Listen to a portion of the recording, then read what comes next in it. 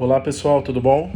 Então, vou agora falar para vocês um pouco sobre a aula 3, né? Fazer os comentários a partir das dúvidas que vocês tiveram. Não foi uma grande surpresa que a maior parte das dúvidas que vocês tiveram está relacionado à questão da folga, né? Do conceito de folga, porque realmente é um conceito complicado de entender e acho que vale a pena falar um pouquinho mais sobre isso, né? Sobre essa questão da folga. Mas, assim, eu acho que é legal a gente começar falando um pouco sobre a questão dessa diferença entre o modelo dos multiplicadores e o modelo do envelope, né? Alguns me perguntaram, por exemplo, como que eu faço para escolher se eu vou utilizar o modelo dos multiplicadores ou o modelo do envelope. E é legal saber que são o mesmo modelo. É o modelo CCR ainda, né? Então ele tem as mesmas os mesmos pressupostos que a gente trabalhou no modelo do envelope vale para o modelo dos multiplicadores. Então ainda é um modelo radial, né? Então tudo que a gente falou a respeito do modelo CCR também vale aqui. Então basicamente a gente tratou de dois modelos, né? O modelo CCR orientado ao input e o modelo CCR orientado ao output. Primal e dual não são modelos diferentes, são só duas formas de se escrever o mesmo modelo. E como eu escolho entre um e outro? Na realidade, o legal é você rodar sempre os dois, né? Porque eles vão dar informações complementares, né, sobre o mesmo problema, que é a questão da eficiência quando eu tenho retornos constantes de escala. Só que um vai dar os pesos de cada input e cada output, enquanto o outro vai dar as metas, vai dar os benchmarks, vai dar as folgas. Então eles vão dar informações complementares sobre o mesmo problema, né? Então eles vão dar o mesmo resultado, porque eles são baseados no mesmo pressuposto, mas vão dar informações complementares.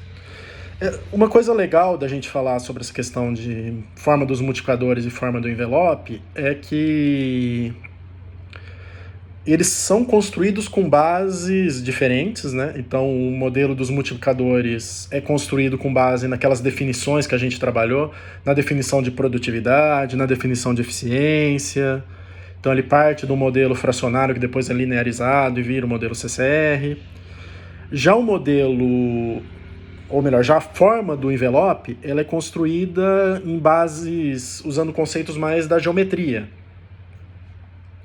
Então ele trabalha com aqueles conceitos de projeção radial, né, de como eu vou chegar à fronteira. Então ele se baseia na questão da fronteira, na questão da fronteira de eficiência ser convexa, e a partir disso ele tenta traçar a eficiência. E o interessante é que mesmo eles partindo de bases diferentes, né, uma questão mais de definições, de economia, e outro mais de questões de geometria, mesmo partindo de pressupostos teóricos diferentes, eles são o mesmo modelo, e a prova que eles são o mesmo modelo é a questão da dualidade. Então, existe essa teoria da programação linear, que todo problema de programação linear tem o dual associado a ele.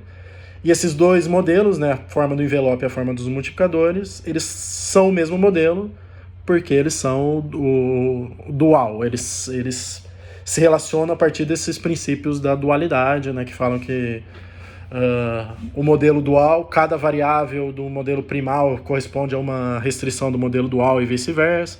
Então eles estão relacionados, né, matematicamente por essa propriedade da dualidade, mesmo eles vindo de bases teóricas diferentes. Um veio mais da questão da geometria e outro mais da questão das definições que foram dados lá na parte de economia.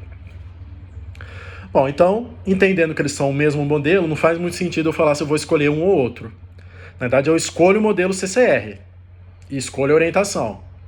Mas eu não tenho que justificar. Nunca você vai ver no artigo, eu usei o modelo primal, eu usei o modelo dual, ou eu usei o modelo dos multiplicadores, usei o modelo do envelope. Porque essa é uma questão interessante também. Não se usa muito nos artigos o modelo primal e modelo dual, porque primal e dual são relativos, né? Então,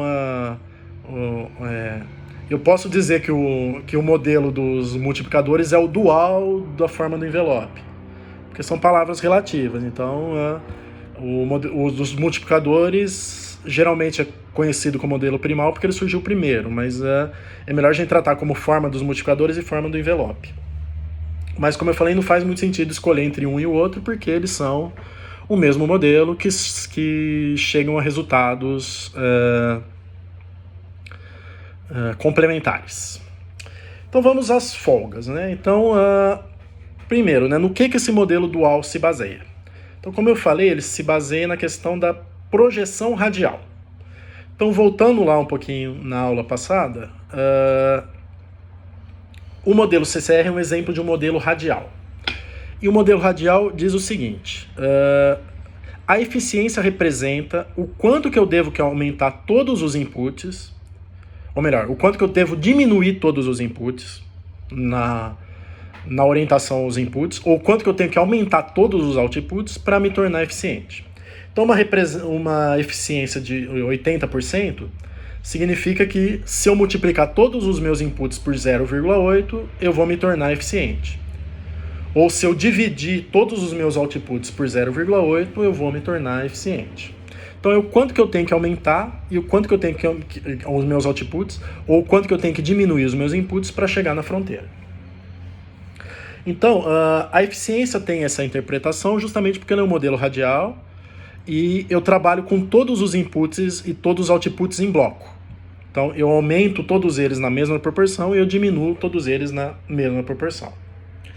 Então, os modelos duais têm uma variável chamada θ ou eta, né, que são duas letras gregas. Então, o modelo orientado ao input, ele tem essa letra θ. Essa letra θ representa o quanto que eu tenho que multiplicar, o valor que eu tenho que multiplicar os inputs para que a minha unidade, para que uma determinada unidade alcance a fronteira e se torne eficiente.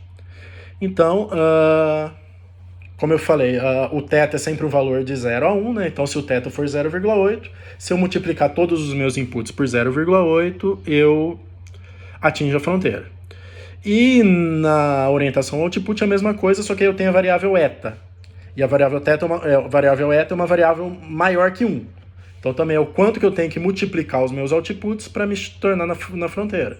Então se o meu eta for 1,5, então eu tenho que multiplicar todos os meus outputs por 1,5 para chegar na fronteira, né, para me tornar eficiente. E eta e θ tem uma relação que um é o inverso do outro, né? Então, esse é assim que eu trabalho com o modelo dual, eu trabalho com a questão da projeção radial. Então, eu não trabalho em si com a eficiência, né? Eu trabalho com essa questão da projeção radial, com o quanto que eu tenho que multiplicar os meus outputs para chegar na fronteira, ou o quanto que eu tenho que multiplicar os meus inputs para chegar na fronteira.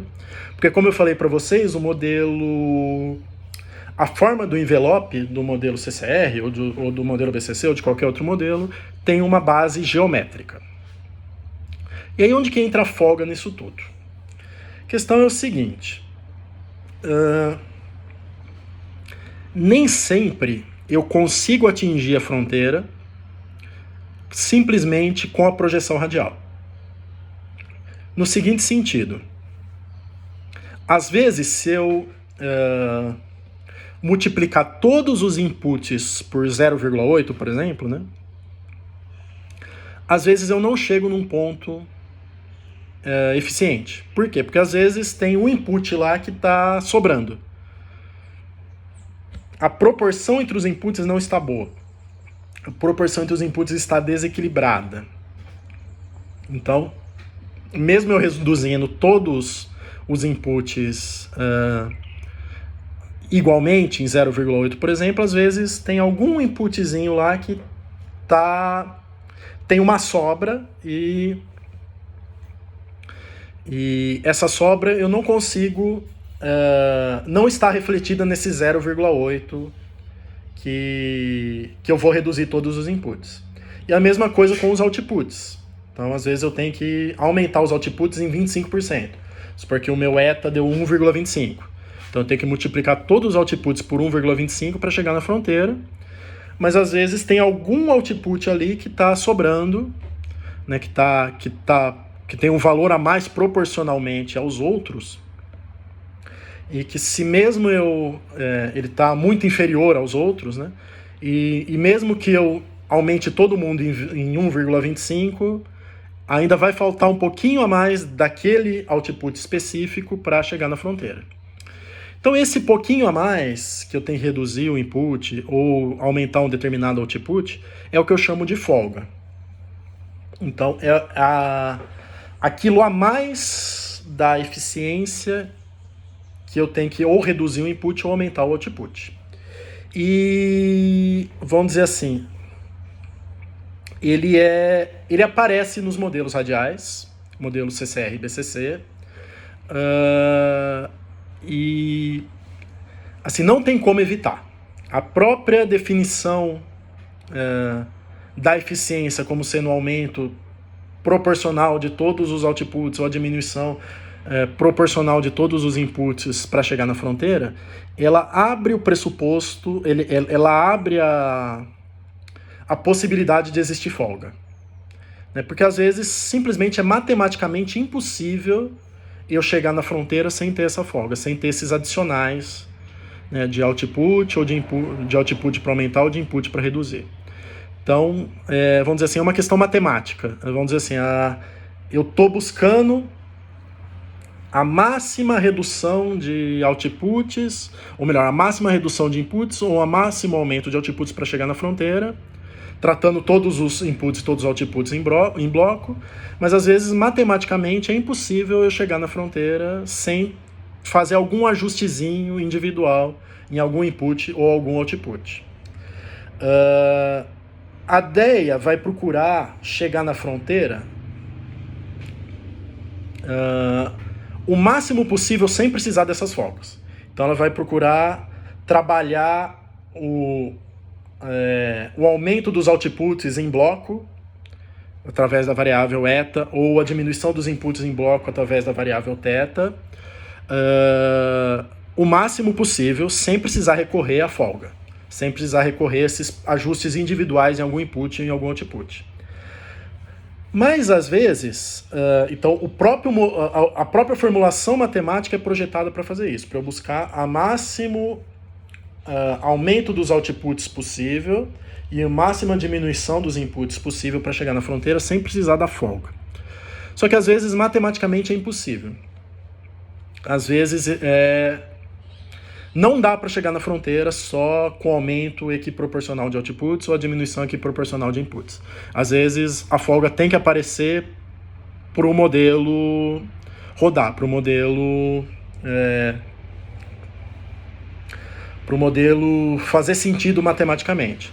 Por isso que é um viés, é uma coisa que eu coloco lá para o modelo não dar pau. Para o modelo rodar, eu preciso dar essa possibilidade do modelo dar essa folga, mesmo eu não querendo que ela apareça, mas eu tenho que permitir que o modelo faça isso, porque senão, em alguns casos, simplesmente o modelo não vai rodar. Então, por isso que eu posso tratar essa folga como sendo um viés do modelo. Por quê? Porque, vamos dizer assim, se eu tratar a ineficiência como sendo o quanto que eu tenho que alterar nos meus inputs e nos meus outputs para se tornar para atingir aquele desempenho máximo, né? Pegando lá a definição da primeira aula, vamos dizer assim, a folga é um a mais que eu tenho que mexer nos meus inputs e nos meus outputs, que não está refletido naquele valor da eficiência, que é o θ e o eta. Então ele não está dentro daquela medida de eficiência, mas ela é necessária para chegar na fronteira.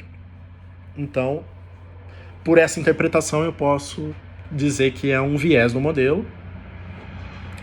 E o interessante é que essa folga não aparece na forma dos multiplicadores, né? Então ela só aparece na forma do envelope, o que não significa que o modelo dos multiplicadores ele não tem esse viés. O viés está lá do mesmo jeito, até porque o resultado de um modelo e do outro é exatamente o mesmo. Só que eu simplesmente não tenho como saber na forma dos multiplicadores. Na forma do envelope eu tenho, porque eu consigo determinar essas folgas. Então, para uma unidade atingir a fronteira, ela tem que aumentar os seus outputs de maneira equiproporcional, multiplicando todos eles por eta, aliás. E caso exista alguma folga em algum output, eu tenho que somar essa folga a esse output que representa essa folga. E se for um modelo orientado ao input, eu tenho que reduzir todos os inputs na mesma proporção, multiplicando todos por θ, mas se tiver alguma folga em algum input, eu tenho que subtrair essa folga desse input, né, para realmente atingir esse máximo desempenho possível. Então, é isso que a gente chama de meta, né, de uma unidade. É essa projeção radial, né, essa multiplicação dos inputs por θ e dos outputs por eta, mais as folgas dos outputs e menos as folgas do input. Teve até uma pessoa que perguntou por que soma a folga do output e subtrai a folga no input. É justamente por isso, né? Porque os inputs eu tenho que reduzir. Então, a folga nesse caso é uma folga de redução. E o output eu tenho que aumentar. Então, a folga nesse caso é uma folga de aumento, né? Então, eu somo essa folga. Então, a meta de uma unidade, ela é calculada com base nessas duas, vamos dizer assim, nesses dois aspectos. No aspecto da projeção radial, que é multiplicar todo mundo por θ ou por eta, né, seja por inputs ou seja o output, e somar ou subtrair as folgas. Um detalhe também importante que vocês notaram, né, que a folga ela não respeita essa questão da orientação. Então, se eu rodo uma orientação ao input, podem surgir algumas folgas lá no output. Então, pode ser necessário reduzir todos os inputs na mesma proporção, mas somar alguma coisinha lá em algum output. Ou pode ser necessário eu subtrair, ou se eu estiver olhando uma orientação ao output, pode ser necessário eu aumentar todos os meus outputs na mesma proporção, mas subtrair alguma coisinha ali de um input, né? Porque a folga pode aparecer independentemente da orientação. Então essa é a questão da folga, né? Um viés do modelo, e ela surge da própria formulação e da própria maneira como o modelo é construído em modelos radiais. Então a folga vai aparecer tanto no modelo CCR quanto no modelo BCC. A folga é uma medida de ineficiência? Mas, vamos dizer assim, a folga não é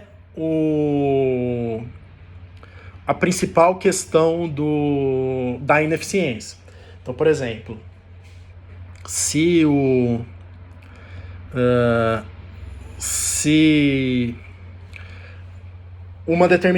se eu rodo o modelo e deu 0,8, vamos dizer assim, que o 0,20 é ineficiência. Né? Então, a principal reflexão da ineficiência é o fato do θ ser menor que 1 e do eta ser maior que 1. Né? Então, essa é a principal... o principal fator que explica a ineficiência. Mas além desse, a gente tem a questão da folga. E a questão da folga, como eu falei, ela não está refletida nesse índice de eficiência dado pelo DEA, por isso que ela é chamada de um viés. Então é importante a gente determinar a folga, né, para, por exemplo, identificar os falsos eficientes, que são aquelas unidades que são eficientes, mas apresentam alguma folga. As folgas, elas não servem para desempate, então, infelizmente, a gente até consegue identificar algum falso eficiente, mas não é comum ter falsos eficientes. A maior parte das vezes a gente tem... Os eficientes não apresentam folgas, mas pode acontecer, né? Então, a gente pode ter esses falsos eficientes. Bom, além dessa questão de folga, algumas de vocês perguntaram, por exemplo, da questão da tecnologia. Né? Quer dizer, eu falei para vocês que a fronteira de eficiência, né, é um resultado da tecnologia. Alguns até que me perguntaram como é que eu faço para determinar essa tecnologia. Na verdade, eu não determino a tecnologia, né? Quem determina a tecnologia é o próprio DEA. E porque qual que é o pressuposto básico do DEA? É o seguinte: as unidades mais eficientes, ou seja, aquelas que estão conseguindo aproveitar melhor os seus inputs para produzir outputs, elas representam a tecnologia. Quer dizer, elas representam... O que é tecnologia, né? Lembrando lá da primeira aula. Tecnologia é o nível de conhecimento associado à produção. Então, aquelas unidades que estão aproveitando melhor os seus inputs para produzir outputs, ou seja, aquelas que estão na fronteira de eficiência, né? Que são chamados benchmarks, né? Aqui é uma nova palavra que veio aqui dos modelos duais, né, da forma do envelope. Então, os benchmarks, que são aquelas unidades que estão na fronteira de eficiência, elas representam a fronteira de tecnologia. Quer dizer, elas aproveitam o ápice da tecnologia. E todas as outras unidades que estão abaixo dessa fronteira, elas, apesar de estarem sujeitas a essa mesma tecnologia, ou seja, a esse mesmo nível de conhecimento, elas não conseguem aproveitar isso tão bem e por isso elas não atingem essa fronteira de eficiência. Lembrando até daquela conversa que a gente teve sobre a questão da homogeneidade, né? Então, quer dizer, unidades homogêneas são aquelas que estão sob a mesma tecnologia, ou seja, são aquelas que estão sobre o mesmo nível de conhecimento. Então, se uma determinada unidade está sujeito a um determinado nível de conhecimento,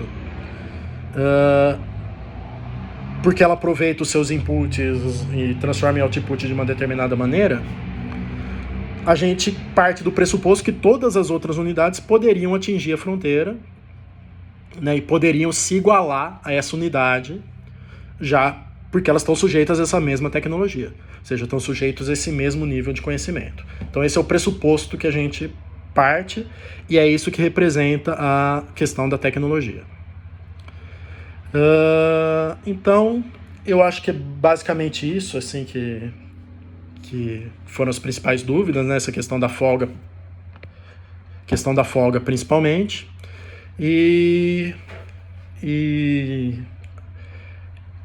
Mas é uma coisa difícil de explicar e difícil de entender, mas acho que dá para... Eu acho que agora talvez tenha ficado um pouquinho mais claro. Então, obrigado, e qualquer outra dúvida vocês podem ir me perguntando também.